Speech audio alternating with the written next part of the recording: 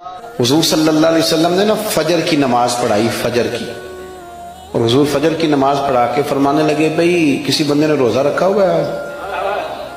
حضرت عمر کہتے ہیں رات کو میرا ارادہ تھا رکھوں، پر سویرے پھر میں نے گرا دیا، نہیں رکھا۔ حضور نے دوسری دفعہ پوچھا بھئی کسی نے روزہ رکھا ہے؟ تو حضرت صدیق کے اوپر نے ہاتھ کھڑا کیا، عرض کی یا رسول اللہ میں نے رکھا ہوا۔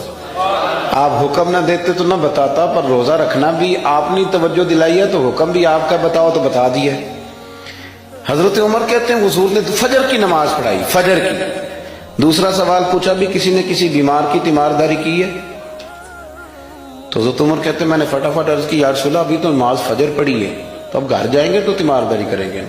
تو حضور نے فرمایا عمر تو ذرا ٹھہر جانا، جلدی نہ کر، ٹھہر نا ذرا، رک تو صحیح۔ تو حضرت عمر فاروق رضی اللہ تعالیٰ عنہ فرماتے ہیں میں چپ کر گیا۔ حضور نے فرمایا بتاؤ بھی کسی نے تیمارداری کی ہے؟ تو صدیق اکبر نے ہاتھ کھڑا کیا، عرض کی یا رسول اللہ عبد الرحمن بن عوف رضی اللہ تعالیٰ عنہ 2-3 دن سے نماز پڑھنے نہیں آ رہے تھے، رات میں نے پتہ کرایا تو پتہ چلا بیمار ہے، اور حضور مجھے یہ بھی پتہ ہے وہ میرا یار ہے، مجھے پتہ ہے رات کو جلدی سوچا پر تہجد میں ضرور اٹھتا ہے۔ تو حضور میں بھی ذرا فجر کا وقت جلدی اٹھا ہوں تو فجر میں آنے سے پہلے عبد الرحمن ابن عوف کی تیمارداری کر کے آیا ہوں۔ حضرت عمر کہتے ہیں میں نہ ہلکا ہلکا ڈھیلا پڑ گیا۔ حضور نے تیسرا سوال پوچھا، فرمایا کسی نے کسی مسکین کو کھانا کھلایا؟ کھانا کھلایا کسی مسکین کو؟ حضرت سیدنا عمر فاروق کہتے ہیں میں نے پھر عرض کی، میں نے کہا یا رسول اللہ ابھی تو فجر پڑی ہے، گھر جائیں گے کوئی چیز لیں گے تو کھانا کھلائیں گے۔ تو حضور پھر مسکرائے، فرمایا عمر تو ذرا ٹھہر نہیں جاتا، ذرا ٹھہرنا، ذرا نظارہ تو کرنا، گویا یہ شان صدیق اکبر کا جلسہ ہو رہا ہے، ٹھہرنا۔ حضور نے پھر پوچھا بھی کسی نے کسی مسکین کو کھانا کھلایا ہے؟ تو حضرت عمر کہتے ہیں لوگ سارے دائیں بائیں دیکھ رہے تھے اور میں چپ کے ابو بکر کو دیکھ رہا تھا، کہ مجھے پتا تھا کہ بولنا اسی نہیں ہے، اور دل میرا کر رہا تھا کہ کہہ دوں دیو جناب جواب، دل میرا کر رہا تھا۔ وہ سمجھ گئے تھے کہ سونا راضی کن کاموں میں ہو، بس یہ نقطہ انہوں نے پا لیا تھا۔ حضور نے فرمایا بتاؤ کسی مسکین کو روٹی کھلائی ہے؟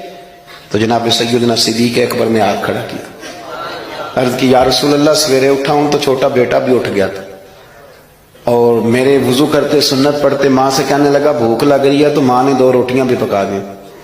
تو حضور ایک اس نے کھائی، دوسری اس کے ہاتھ میں تھی۔ جب ہم نکلے ہیں نا گھر سے تو دروازے پہ ایک فقیر کھڑا تھا، مسکین کھڑا تھا، کہہ رہا تھا رات سے بھوکا ہوں، کوئی دروازہ کھلنے کا انتظار کر رہا تھا، ابو بکر سب سے پہلے تیرا ہی کھلا ہے۔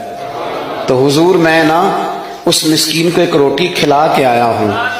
حضرت عمر فاروق کہتے ہیں میں نے گردن جھکا لی، اور میرے رسول کریم نے فرمایا اے اللہ میرے ابو بکر پہ رحم فرما، اللہ میرے ابو بکر۔ وہ سمجھ گئے تھے، مزاج شناست سمجھ آ گئی تھی کہ حضور کن باتوں میں، اور نا اپنے اوپر وہ سارا کچھ طاری کر لیا تھا انہوں نے، طاری، ان کی ادائیں بالکل ڈھل گئی تھی نبی پاک کی ادائیں۔ 3 دن وہ غار ثور میں رہے تو ہمارے صوفیاء فرماتے ہیں کہ ان پر تجلیاں بھی پڑی محبوب کی معرفت کی۔ جب مدینے آئے نا نبی کریم کو لے کے، تو کچھ لوگوں نے حضور کی زیارت کی تھی، کچھ نے نہیں کی تھی، تو کچھ آتے تو نبی پاک کی دستبوسی کر کے بیٹھ جاتے، حضرت ابو بکر سے ہاتھ نہ ملاتے، اور کچھ صرف حضرت ابو بکر سے ہاتھ ملاتے اور حضور سے ہاتھ ہی نہ ملاتے۔ میری بات پہ توجہ ہے آپ حضرات کی؟ تو کچھ لوگوں کو نا شبہ ہونے لگا، وہ معاذ اللہ سمجھنے لگے کہ شاید یہی اللہ کے رسول ہے۔ حضرت صدیق اکبر یہ کیوں شبہ ہوا؟ تو ہمارے محدثین فرماتے ہیں کہ ابو بکر صدیق بولتے بھی اس طرح تھے جو میرے نبی پاک کا طریقہ، بیٹھتے بھی اس طرح تھے جو رسول پاک کا طریقہ۔